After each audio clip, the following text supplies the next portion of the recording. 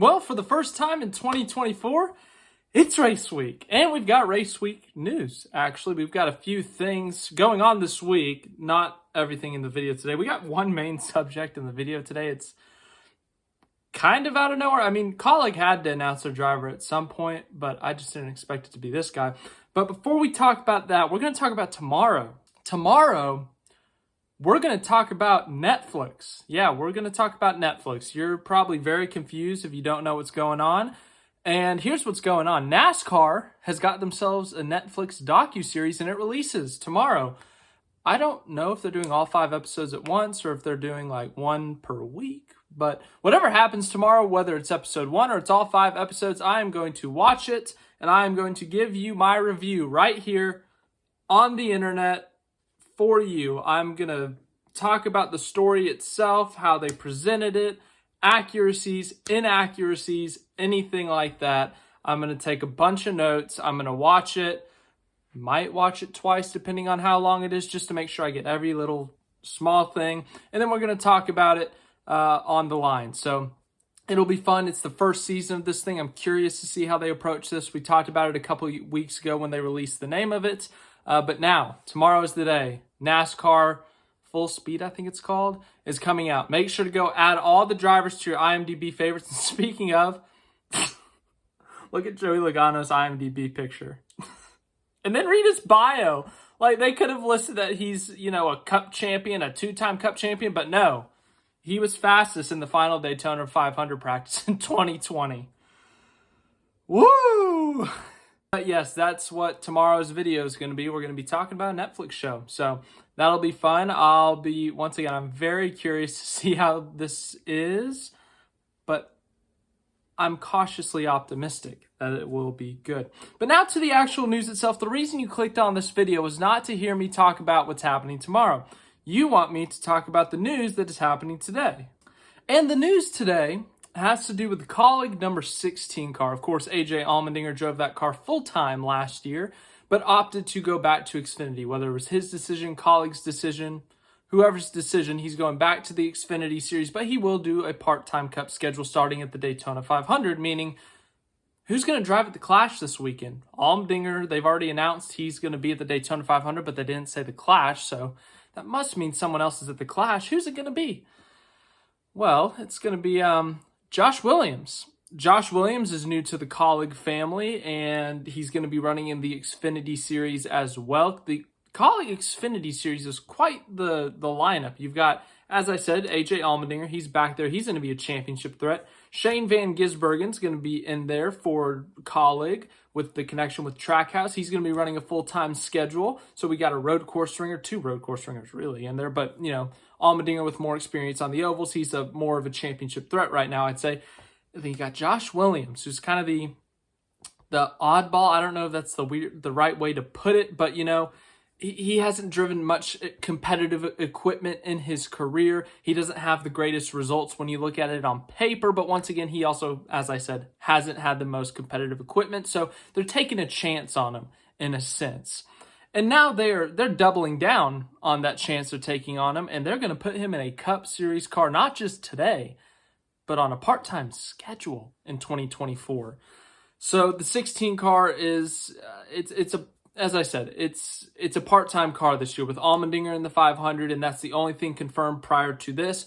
Well, now with Josh Williams in the car for this race, and Atlanta has also been confirmed as one of the races that Williams will race in here in about, oh gosh, that's math, 4 weeks, I guess 3 weeks, 2 weeks, however many weeks. So we've got 2 races down for him, but here's what Kaulig said. They said, super excited to share that Josh Williams will drive the number 16 Alloy Employer Chevrolet and select NASCAR Cup races, starting with the Busch Clash this weekend. I think this was a sponsor of his at his old Xfinity team. What was that? Like DG Motorsport, something like that. The 92 car. Of course, Josh Williams in that 92 car. One of his most famous moments was when he was penalized by NASCAR for, I don't remember what, like the bumper was dragging and they called him and then they disqualified him from the race. And so he said, screw you, NASCAR, parked on the start-finish line at Atlanta, actually.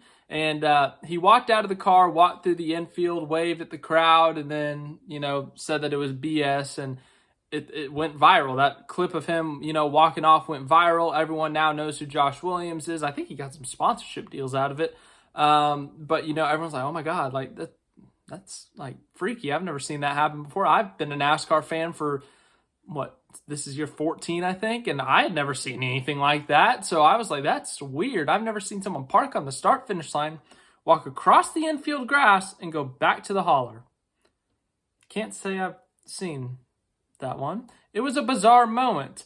As for, once again, his career statistics, there's nothing really noteworthy because, as I said, once again, he has not been with the most competitive teams, but I do scratch my head a bit at this decision. Once again, no disrespect to Josh Williams or anything, but it is a little bit of a head scratcher, this decision. Now, once again, they're not putting him in the Cup Series car full time. That would be a full-blown, what are you doing?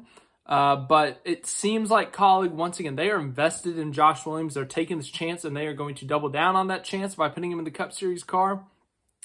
And Kaulig has had a shift the past couple of years. When I talk about Rick Ware Racing, what's the word I use? Those of you who watch me a lot, what's the word I use for Rick Ware Racing when I'm comparing them to being good or bad? Serious. That is the word. I've been saying forever, Rick Ware Racing is not serious until the last year or so, they've become more serious. They've signed Justin Haley. They've got an alliance with RFK, and they're making legit steps to being a more serious and a more competitive team. Kaulig, on the other hand, is taking a step backwards in the seriousness scale. They lost Justin Haley, ironically enough, and just the driver decisions since, just in my opinion, have not been good. They were in the running for that Kyle Busch saga when he was leaving Joe Gibbs Racing. Obviously, I think it would have been a little bit of a long shot to get Kyle Busch, but still they were in the running. And I'm not going to fault them for that, but if they got that, that would have been a home run hire. That might have set them up forever in the future.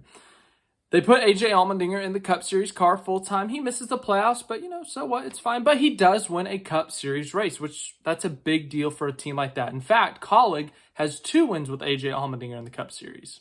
I mean, Justin Haley was competitive at times last year. He almost won the inaugural Chicago Street Race. He's a young driver, up and coming, someone that you can potentially rely on, develop. And you lose him to Rick Ware Racing. And that was like the first, okay, what, Kaulig, what are you just lost your young prospect to Rick Ware? What are you doing? And then they replaced him with Daniel Hemrick. Now, Daniel Hemrick is technically, yes, he is a NASCAR champion. He has 1 win across all 3 series over 6, 7, 8, maybe more years in NASCAR. I didn't fully understand that decision. Hemrick's not a bad driver. He keeps it clean for the most part. And he's reliable. I think that's what I said when they signed him, is that he's a reliable driver. But the reality is he's not going to win you a ton of races. He's not going to put you in contention for wins, in my opinion, compared to, AJ Allmendinger will put you in contention for wins at these road courses. Justin Haley at the super speedways will put you in contention for wins, and if he can continue to develop, put you in contention to win at other tracks. In fact, he's had some top 10s, even some top 5s at some of these mile and a halves. I thought he was improving drastically on those types of racetracks. And then you lose him, you put Daniel Hemrick in the car. That was a bit of a head scratcher. And now with the 16, you're putting Josh Williams in there. Now, once again, I get that Williams has not had his fair share of competitive rides, but I'm just very curious why they're doing this. So, once again, it's no swing. I'm not saying Josh Williams sucks or anything. I'm just genuinely curious why they put Williams in the 16 car, even if it is part-time. I mean, at least let him get to know the Xfinity program a bit. Maybe they had a driver lined up and that fell through and they were desperate and they said, Josh Williams, come on. You're going to Cup. Let's go. But it doesn't seem that way. They had this whole hype video. They got the paint scheme. They got him in a fire suit. So it seems pretty legit, like it was planned and all that. So Kaulig in the past year and Rick Ware race, I can't believe I'm comparing Kaulig racing and Rick Ware racing. Kaulig, Rick Ware, like that's the trend right now if you ask me. Rick Ware Racing is on a good trajectory. I can't believe I'm saying that. Kaulig, I'm not going to say they're tanking. I'm not going to say they suck, that they're the back markers. They're going to be awful this year. They've just made some questionable decisions in the last year that I don't necessarily get. And I hope they prove me wrong. I hope Daniel Hemrick goes out there, gets a bunch of top 10s, top 5s, maybe even wins a race. I hope the 16 car competes for wins every once in a while with Allmendinger or whoever it may be. But once again, I just don't fully understand this decision. He's going to be in the car at least for the Clash, at least for Atlanta, maybe more. We don't know the full schedule of the 16 still. But Kaulig Racing, seriousness level slightly ticked down more than it already was. And I had taken it a couple ticks down already. So Kaulig, all due respect, I don't understand the decisions. Prior to last year, you were on such a good trajectory. You had a young driver. You had another young driver, Chandler Smith, in your program in the Xfinity Series. And then you lose Chandler Smith. You lose Justin Haley. And now you have AJ Allmendinger back in the Xfinity Series. And instead, you have Josh Williams and Daniel Hemrick in your Cup Series cars. You guys see what I'm saying here? But thanks again for watching. Hope you enjoy. As I said, tomorrow we're going to talk about Netflix shows. I'm going to be critical and nice, okay? So prepare yourself. I hope this thing's really good. Enjoy the rest of your day. And any other NASCAR news, I will let you know. So thanks for watching.